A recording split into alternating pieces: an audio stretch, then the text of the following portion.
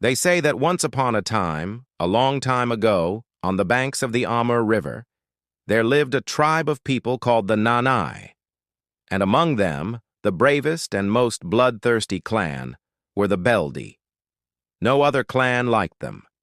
The Beldy men were always rushing off to attack another clan's village, and when they returned, it was always for revenge, because it seemed the whole world was against them. All the clans told stories about the Beldy, how the men of the Beldy clan were more violent than the wolves, more vicious than the tigers, and the Beldy were proud of their reputation. If a boy wasn't tough, strong, and mean enough, the other boys would say, "You're no Beldy."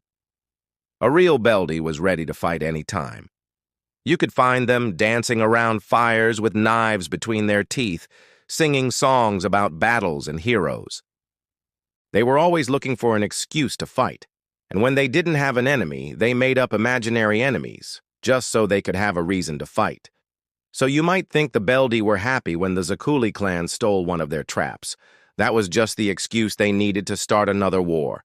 Well, maybe it was for other clans, but not for the Beldy. "A weasel?" said the Beldy chief. "A weasel? Is a weasel worth killing and dying for?" "We are men," said the chief. "Must a man not fight?" "You are men," screamed his wife. "Must a man be stupid?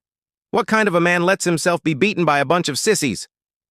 The chief's wife went with the other Beldy women to talk with the twins. "Udoga, Chubak, tell the men to stay home. We've had enough fighting and killing. Those sissies are just making fun of us." Chubak said to Udoga, "She's right, brother. There's been enough war." Udoga told the women, "We'll see what we can do." Now, Chubak and Udoga were special. They weren't just regular twins. No, these twins were something more, and the Beldy knew it. When the twins were born, the Beldy honored them like tribal heroes. Every year on the twins' birthdays, the clan celebrated with feasts and dances, and the twins repaid their clan with wisdom. By the time they were 5 years old, they were wiser than anyone else in the village, so both the men and the women of the clan often came to them for advice, and the twins always gave the right advice, the advice that helped everyone in the end. But this time, the chief's wife was in a hurry. "Oh, please hurry," she said. "I want to get that trap back. My husband will be so mad if I don't." Now, normally, the twins would have solved this problem in a very Beldy way. They would have convinced their father and the other clan leaders to lead an army to the Zaksuli village and destroy everything in sight. But after thinking about it for a while, they decided this time they would try a different way. So Chubak and Udoga went to their father. "Father," said Chubak, "if we want to get back the trap and the weasel skin, we should let the Zakuli know that we know it was them that took it." The chief thought for a moment. "You're right," he said. "I'll send word to them tomorrow." Chubak shook his head. "That won't work," he said. "If we want our trap and our weasel skin, we should march on their village tonight and take it back by force." The chief jumped up. "You're right," he roared. "To arms, my warriors! Tonight we ride for the Zaksulis." Now it was rare for the twins to disagree with each other, but this time they did. "Brother," said Udoga, "it's true that we must take our revenge, but we must first take a vow." "What kind of a vow?" "We will not touch a single morsel of food or a drop of water from their lands. If we do, the Zaksuli magic will harm us. We can't risk that." "Well, I suppose," said Chubak. "But won't our men starve?" "It will not concern them," said Udoga. "Only us." So the men prepared their weapons and loaded themselves with as much food and water as they could carry. Then they set off for the Zaksuli village. They walked all day long. It was slow, hard going, with all they had to carry. So the farther they went, the angrier they were at the Zaksulis. At last they came upon some Zaksuli women gathering berries. "You women! We are coming to your village! We won't leave a single man alive!" The women ran off to warn their men. "Why did you let them know?" said the chief in dismay. "With all we're carrying, those women will get to the village long before we do. The men will hide in the lodges and we'll have to wait them out." "What is that to us? said Udoga. Nothing they do can save them. Nothing they do can save them. That's what the Zaksuli men told the Zaksuli women, and that's exactly what happened. The Beldys hid all around the village in the tall grass and the bushes.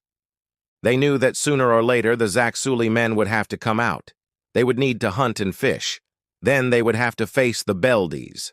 The next morning, the Zaksuli men did not come out, but the women came out, and they carried big sticks.